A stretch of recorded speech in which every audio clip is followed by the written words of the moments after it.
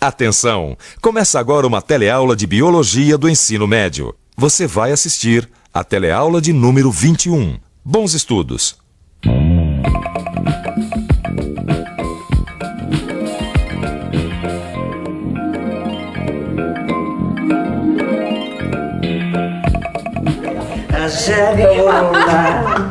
Eu não quero isso.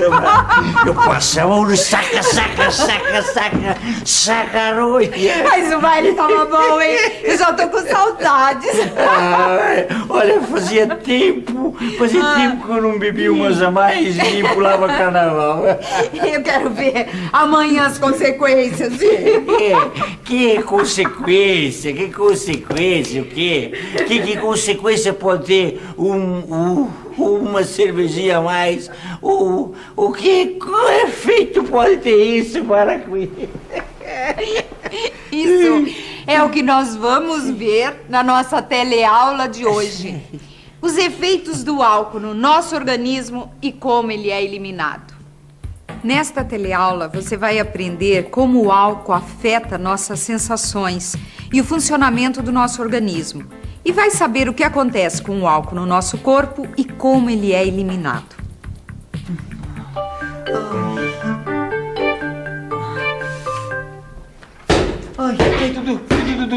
Dudu, pelo amor de Deus, filho, para com isso, filho, para. O que foi, pai? Ressaca. E o pai encheu a cara ontem à noite na festa? Digamos que ele só exagerou um pouquinho. Dudu, faz o favor, vai brincar lá fora, vai. Ai, filhinho, para. Pode contar. Eu dei vexame ontem, não dei? Digamos que o álcool afetou o seu sistema nervoso. Como é que é? O sistema nervoso é afetado quando ingerimos bebidas que contenham álcool, porque o álcool age sobre os nossos neurônios. Lembra deles? Neurônios são as células nervosas que transportam os impulsos nervosos. Os impulsos podem ser gerados por um estímulo do meio externo e serem levados ao cérebro pelo neurônio receptor, ou o impulso pode vir de um comando do cérebro a uma determinada região do corpo, sendo transportado pelo neurônio de reação. Os impulsos nervosos que percorrem os neurônios podem agir nos nossos músculos, desencadeando o movimento, ou pode agir em outras regiões do cérebro, nos processos de memória, aprendizagem ou medo, por exemplo. Oi, você teria coragem de entrar nessa casa aí? De jeito nenhum, olha o tamanho da fera. E de passar a mão aqui nesse coelhinho? Sem problema. Obrigada. Você acabou de ver a ação de neurônios diferentes na mesma região do cérebro, a que regula o medo. Ao se deparar com um cachorro bravo, a região cerebral do medo foi estimulada pelos neurônios excitatórios. Frente ao coelho, a região cerebral do medo foi inibida pelos neurônios inibitórios. Esses dois tipos de neurônios são importantes para a gente entender o efeito do álcool no nosso organismo. Uma pequena quantidade de álcool das primeiras cervejinhas, por exemplo, atrapalha a passagem do impulso nervoso através dos neurônios inibitórios. Ai, minha mãe santíssima, não me diga que meus neurônios inibitórios deixaram de inibir com aquela cervejinha, vai. E não? Meu Deus, justo eu que sou tão tímido. Tímido? Você precisava ver como esse tímido ficou. No começo o álcool atrapalhou a ação dos seus neurônios inibitórios e você ficou todo desinibido, eufórico, sem medo, liberado. Ai, meu Deus. Meu Deus do céu. Eu lembro. Foi só começar a rolar a cerveja e eu fiquei todo alegrão, né? Acontece que uma certa quantidade de álcool no sangue faz com que várias atividades do nosso organismo deixem de ser inibidas, que é o que provoca essas sensações de desinibição, euforia, disposição. E depois? Não, fala mais, fala tudo, fala. E depois o senhor encheu a cara, seu Paulo. Aí a quantidade de álcool no sangue passou a ser grande. E o álcool em grande quantidade deprime todo o funcionamento do sistema nervoso.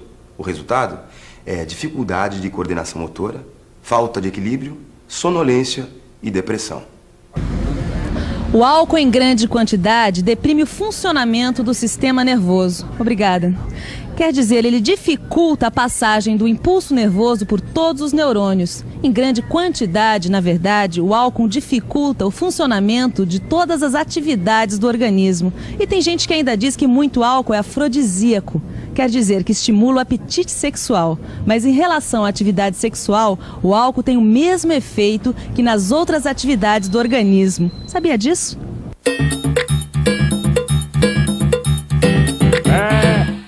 Num primeiro momento, o álcool desinibe e libera o desejo sexual.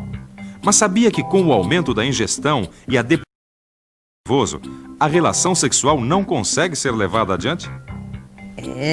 Acontece que o álcool, quando ingerido em grandes quantidades e por tempos prolongados, pode levar também à impotência, sabia? Ai, minha mãe de misericórdia. Minha mãe... Depois de beber tudo aquilo, que mais que eu fiz? Plantão na fila do banheiro. É porque o álcool aumenta a quantidade de água na urina. Porque o álcool, além de atuar sobre o nosso sistema nervoso, ele tem efeitos também no nosso aparelho excretor. Como é que é? Aparelho excretor. O aparelho excretor é o responsável pela excreção, ou seja, a eliminação de substâncias que estão em excesso ou que não têm utilidade para o funcionamento do organismo, como ureia, ácido úrico, íons, vitaminas em excesso e etc. Ele é formado pelos rins, ureteres, bexiga e a uretra. A excreção nos seres humanos ocorre de duas formas, pelo suor e pela urina. As principais funções da excreção são a eliminação de substâncias que não têm utilidade para o organismo ou que são tóxicas quando acumuladas em grandes quantidades e também a manutenção de concentrações adequadas das substâncias necessárias para o organismo. Lembre que para que as reações químicas fundamentais do nosso organismo é preciso que a quantidade de várias substâncias presentes no sangue e nos líquidos que banham as células seja mantida. Se a gente, por exemplo, ingerir muito sal, o excesso será eliminado na urina. Há duas formas de excreção, embora a função do suor não seja a mesma da urina. Eu sei que uma das funções do suor é eliminar substâncias, mas a principal delas é refrigerar e manter a temperatura do corpo. Ai, meu Deus, isso aqui. Chazinho. Ai, meu Deus. Sabe, é que quando o corpo produz uma quantidade de calor superior à necessária para manter a sua temperatura, o organismo perde calor através do suor. E a urina? A urina. A urina é o resultado das filtragens dos rins. Com a urina são eliminadas todas aquelas substâncias que não serão utilizadas pelo nosso organismo. E como se forma a urina? A formação da urina ocorre no rim, que é o principal órgão do aparelho excretor. O rim funciona como um filtro muito sofisticado, que seleciona as substâncias que devem ser eliminadas daquelas que devem permanecer no sangue.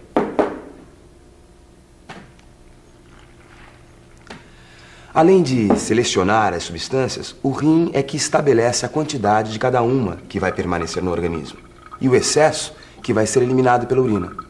Vamos ver mais de perto como o rim funciona. O rim é formado por unidades chamadas néfrons. É no néfron que ocorre o processo de filtragem através de um longo túbulo, que é irrigado por uma enorme quantidade de capilares sanguíneos.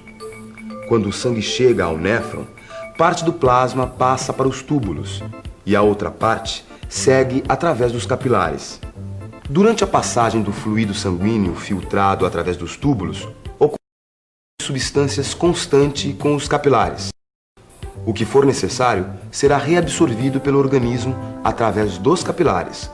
O resto formará a urina e seguirá pelo duto coletor para ser eliminado. Nesse processo de reabsorção ou eliminação de substâncias, o controle da quantidade de água que fica ou que sai tem que ser muito preciso. Como você sabe, a água é fundamental porque é o meio onde ocorrem todas as reações químicas do nosso organismo. Parte da água é sempre eliminada pela urina. Ela é reposta pela ingestão de líquidos ou alimentos que contenham água. Quando há pouca água no sangue, a reabsorção nos rins é maior e diminui a quantidade de água eliminada pela urina. O controle desse processo é feito por um hormônio antidiurético. Esse hormônio antidiurético é chamado ADH. Quando o nosso organismo precisa reter água, o ADH é liberado e age sobre os rins. Quando o nosso organismo está com bastante água, o ADH deixa de ser liberado e essa água é eliminada pela urina. Eu fui bastante no banheiro e urinei muito. O que será que está acontecendo com a minha produção de ADH, hein? Foi inibida pelo álcool. O álcool age inibindo a produção do ADH. O resultado é que sem esse hormônio sendo secretado, não há controle sobre a quantidade de água que deve ser reabsorvida pelo organismo. Mesmo que a quantidade de água no sangue seja pequena, o álcool faz com que o ADH não seja secretado e, portanto, os rins deixam que mais água seja eliminada na urina. O aumento da quantidade de água na urina. Este é um outro efeito do álcool no organismo. A cerveja tem muita água, portanto, o aumento da quantidade de urina é ainda maior. Por isso que quando a gente bebe muita cerveja, fica com aquela vontade persistente de urinar. Outras bebidas, como o vinho, o uísque, a pinga, aumentam também a quantidade de urina, por causa do efeito do álcool sobre o ADH. Essas bebidas têm menos água do que a cerveja, mas maior concentração alcoólica, aumentando o risco de desidratação, porque a quantidade de água eliminada é maior, sem aumentar a quantidade de água ingerida. Mas todas as bebidas alcoólicas provocam o mesmo efeito. Que sede, acho que eu vou tomar um copo d'água. Sede em excesso é uma das características da ressaca. Acho que é para compensar tudo que eu fui no banheiro. Quando você ingeriu o álcool, ele aumentou a quantidade de água na urina. E o seu organismo ficou com falta de água. E agora se manifesta através da sede. Eu não sei como é que eu fui ficar desse jeito. Olha, tá certo, eu tomei uma cerveja, tá bom, eu tomei. Mas eu também pulei carnaval o tempo todo, como todo mundo. E suei feito louco. E daí? E daí que eu achei que suando eliminava o álcool. Ou não? Não. Quer dizer, só uma quantidade muito pequena do álcool ingerido é eliminada pelo processo de excreção. No caso do suor, só 2% aproximadamente do álcool é eliminado. Se contarmos a eliminação pela urina, a porcentagem vai ficar entre 4% e 10%. Em resumo, os efeitos do álcool no organismo são os mesmos para quem está sentado numa mesa e para quem está suando atrás do trio elétrico. Se só uma pequena parte do álcool que ingerimos é excretada, para onde vai esse álcool no organismo? Não sei muito bem, acho que é pro sangue. Pra cabeça. Pro fígado. Vai pra cabeça, porque eu fico bebinho quando eu bebo. Pro sangue. Não, pro fígado. A maior parte do álcool que circula no sangue de quem bebeu vai para o fígado. No fígado, o álcool é metabolizado, o que resulta em gás carbônico, água e energia. Quando há bastante ATP, parte do álcool é transformada em gordura, que será armazenada. Daí, os quilinhos a mais. Apesar da energia, o álcool não fornece o que o nosso organismo precisa para funcionar, como vitaminas, proteínas, ferro e outros compostos. Tudo isso é fornecido pelos alimentos. Aliás, estar bem alimentado é uma boa maneira de diminuir os efeitos do álcool. Mas o álcool deve ser consumido com moderação. Quem bebe muito e com frequência pode causar vários problemas sérios para a saúde, como cirrose, câncer no fígado, danos cerebrais e problemas no coração. Ter moderação e estar bem alimentado é a melhor maneira de se evitar os efeitos nocivos do álcool. É bom até a gente revisar, né? E atenção, se liga aí que é hora da revisão. Na teleaula de hoje, você aprendeu que o álcool interfere na passagem dos impulsos nervosos pelos neurônios, provocando várias sensações que vão da euforia à depressão. Viu o que é o aparelho excretor e como o álcool atua sobre ele. Aprendeu que é no rim que filtramos as substâncias que serão expelidas na urina e que a bebida interfere na secreção de ADH, aumentando a quantidade de água na urina. Viu que o álcool ingerido é metabolizado no organismo por enzimas presentes no fígado. Agora tá na hora de se tirar essa roupinha, se arrumar e ir para um lugar onde o álcool nunca deve ter vez. O trabalho. Isso é muito importante. Antes de tudo, a nossa segurança. Porque 25% dos acidentes de trabalho são causados pela bebida. Seja responsável você também. Até a próxima, hein? Tchau.